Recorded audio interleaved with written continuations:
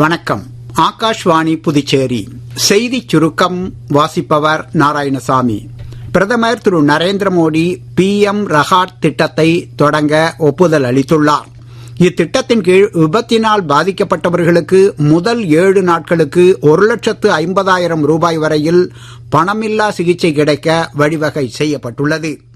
குவஹாத்தி மற்றும் வடக்கு குவஹாத்தியை இணைக்கும் பிரம்மபுத்திரா நதியின் குறுக்கே 3,000 கோடி ரூபாய் செலவில் கட்டப்பட்டுள்ள குமார் பாஸ்கர் வர்மா பாலத்தை பிரதமர் திரு நரேந்திர மோடி இன்று திறந்து வைத்தார். பின்னர் IIM குவஹாத்தியின் தற்காலிக வளாகத்தையும் வடகிழக்கு பிராந்தியத்திற்கான தேசிய தரவு மையத்தையும் காணொலி காட்சி மூலம் அவர் திறந்து வைத்தார். மும்பை அகமதாபாத் இடையே புல்லட் ரயில் அடுத்த ஆண்டு தொடக்கப்படும் என்றும் AI புரட்சிக்கு தொழில்துறையினர், மாணவர்கள் மற்றும் சமுதாயம் தயாராக இருக்க வேண்டும் என்றும் தகவல் தொழில்நுட்பத்துறை அமைச்சர் திரு அஸ்வினி வைஷ்ணவ் கூறியுள்ளார். நாடு முழுவதும் பணியிடங்களில் பெண்களின் பாதுகாப்பை உறுதி செய்யும் நடவடிக்கைகளை மத்திய அரசு மேற்கொண்டு வருவதாக மத்திய மகளிர் மற்றும் குழந்தைகள் மேம்பாட்டுத்துறை அமைச்சர் திருமதி அன்னபூர்ணா தேவி தெரிவித்துள்ளார்.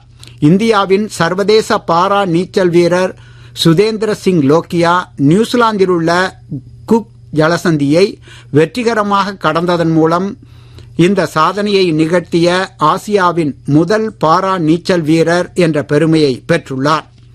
20 ஓவர் உலகக்கோப்பை கிரிக்கெட் போட்டித் தொடரில் நியூசிலாந்து தென்னாப்பிரிக்கா அணிகளுக்கு இடையே அகமதாபாத்தில் நடைபெற்று வரும் போட்டியில் முதலில் ஆடிவரும் நியூசிலாந்து அணி சற்று முன் வரை 11 ஓவரில் 4 விக்கெட் இழப்பிற்கு 106 ரன் எடுத்துள்ளது.